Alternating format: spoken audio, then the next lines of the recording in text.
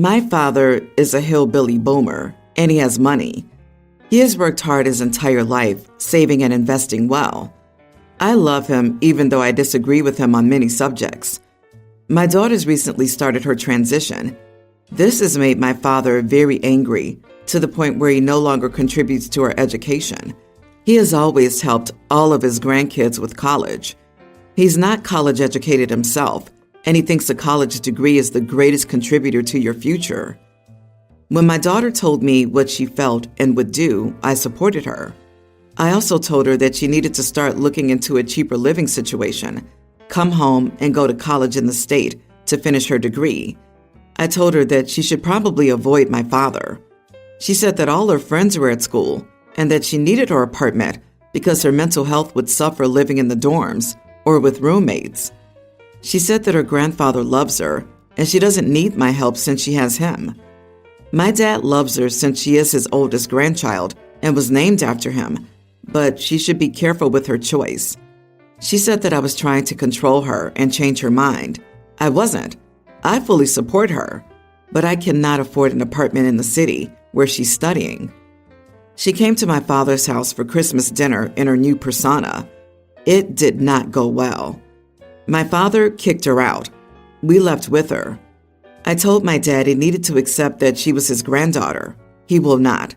He immediately canceled the money that he was sending her. He stated that he's changing his will, leaving her $1 and splitting her inheritance between all his normal grandchildren.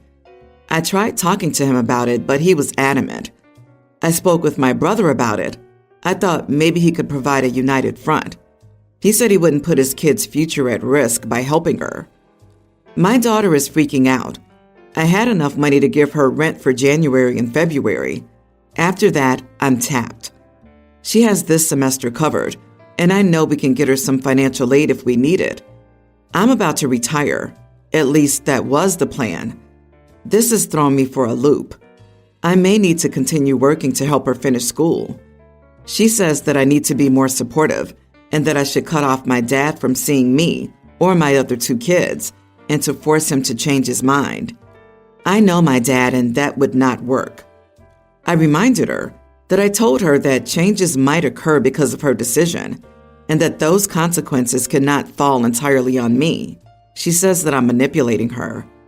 I'm trying my best in a situation I don't really understand.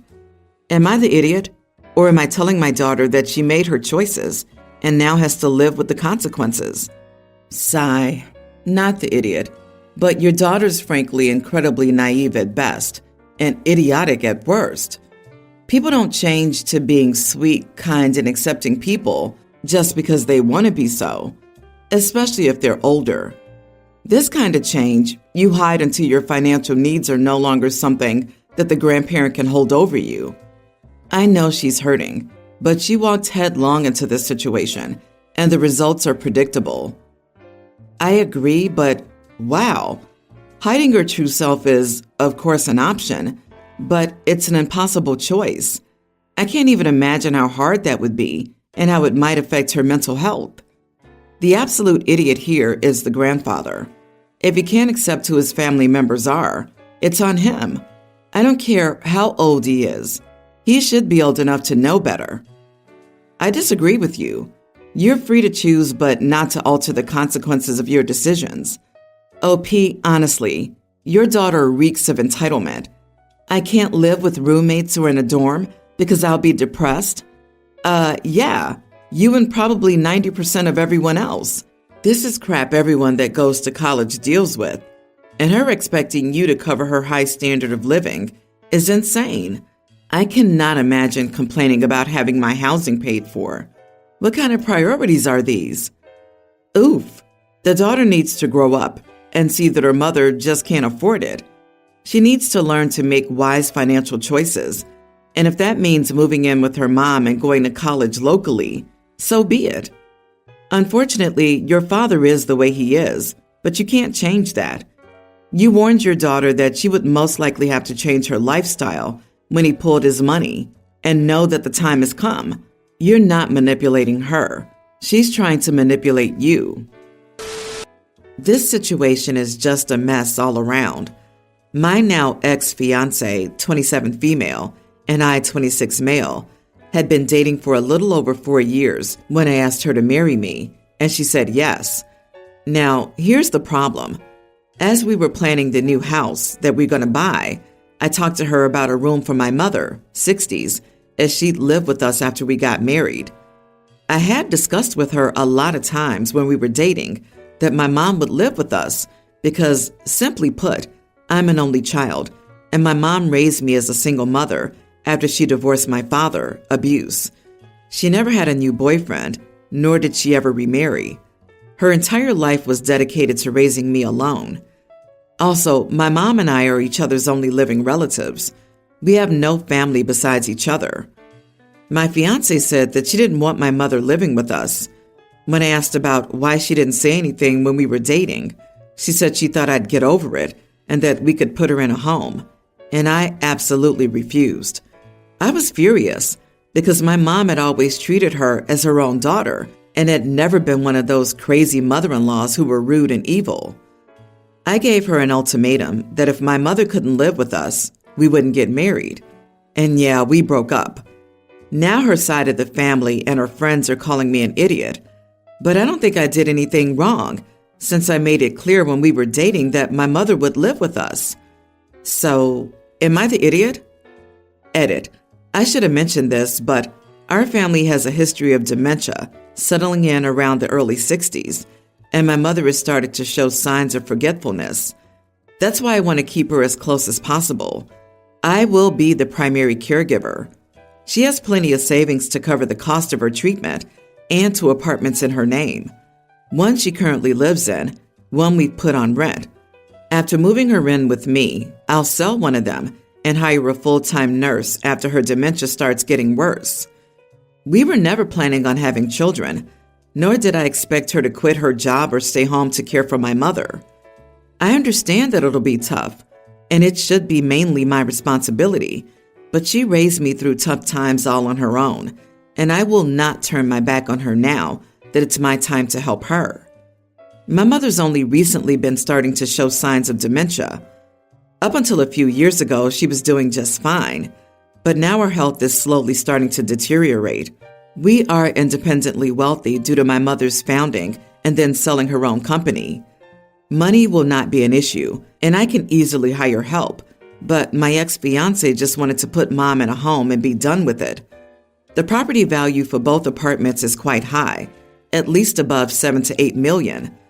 My mother built up her own company, so she has a lot of savings and investments, and money was never an issue. Not the idiot. However, you must consider things from her viewpoint. It's quite the load, to put it mildly, to live with a dementia patient.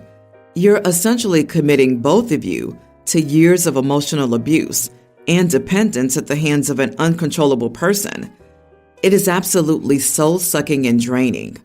I'm not trying to be bitter and mean when I say this. OP will likely not find anyone to commit to that with him. I came here to say this. We're caretakers for my elderly father-in-law, who has dementia that is progressing. OP has no darn clue what he's getting into. Looking back, I wouldn't do it again. Do I regret it? No, but I've learned my lesson, or whatever the universe was trying to show me. But she knew the drill from the start. She just thought she could get him to change his mind.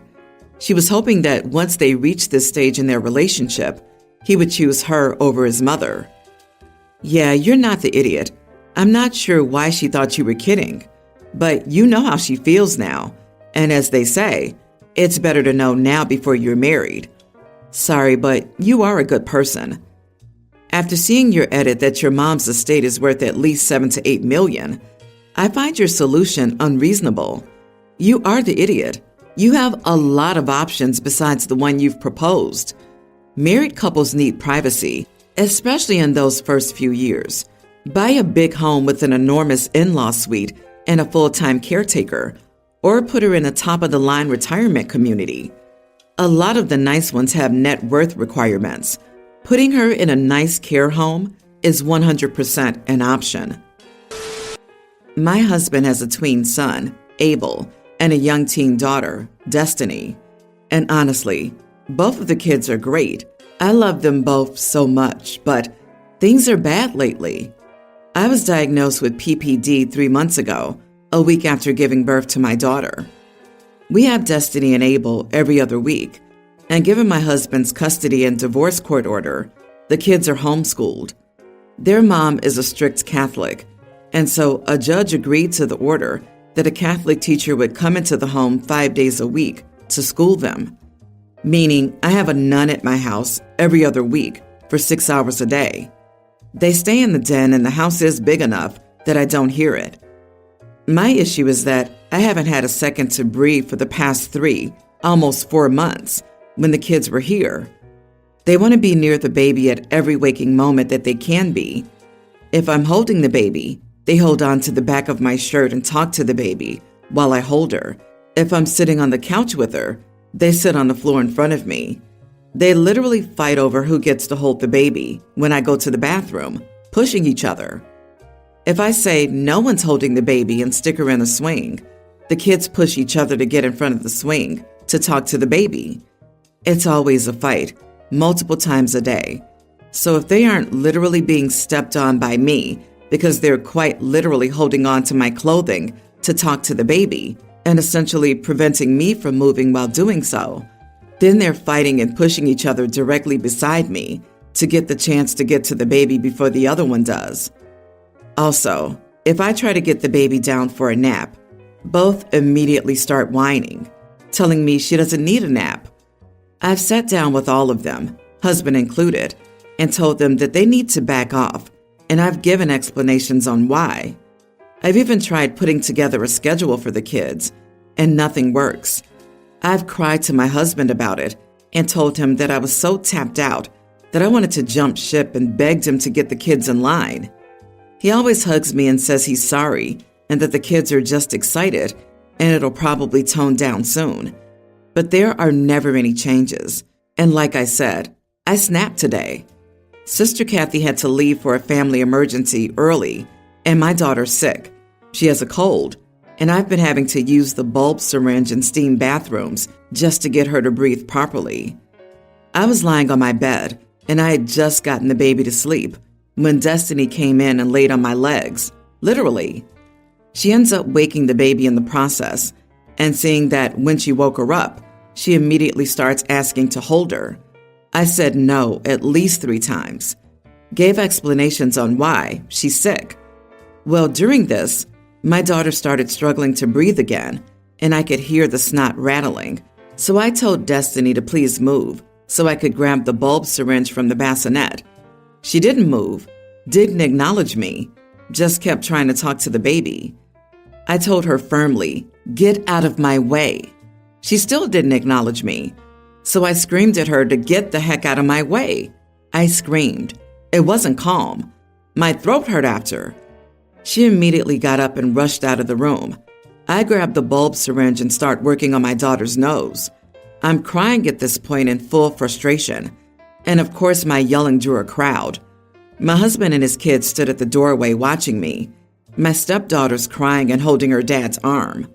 He told the kids to go, and he came in and told me I was out of line cussing at his daughter like that and said I clearly needed more therapy. I calmly told him to pack his and his kids' stuff and get out of my house, and that they needed to stay gone for a while. I told him I needed space without harassment and said that I was reconsidering staying in this marriage. He says that breaking vows over kids being excited about a baby shows my true colors. I don't regret screaming at her. Am I the idiot? They're obsessed with the baby as they aren't socializing in a school environment. Not the idiot, and their dad needs to step in and entertain them to give you space if they're not finding a more permanent solution until you've recovered. That's what I think too. They aren't getting enough stimulation socially or otherwise. Kids need that, and I'm surprised they're not leaving the house more often for field trips with Sister Diana. Is that right? Or going to social or sporting events for homeschooled kids. They also maybe wouldn't fight as much if they weren't around each other 24/7 and had other friends besides each other. This is sad for all of the kids involved, and OP. She probably feels so alone. Dad needs to step up and put them in an actual school. This is disgraceful. Period. What was he doing while his postpartum wife tirelessly cared for a sick infant? He certainly isn't watching his other 2 children, that's for sure.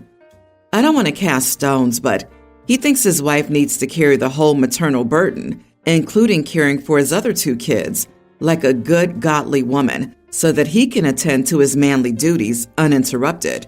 What a hypocrite. My 29 female sister Danny, 21, and I are not only sisters, but best friends. And I've tried my best to look out for her. Our mom died 15 years ago, and our dad is an idiot.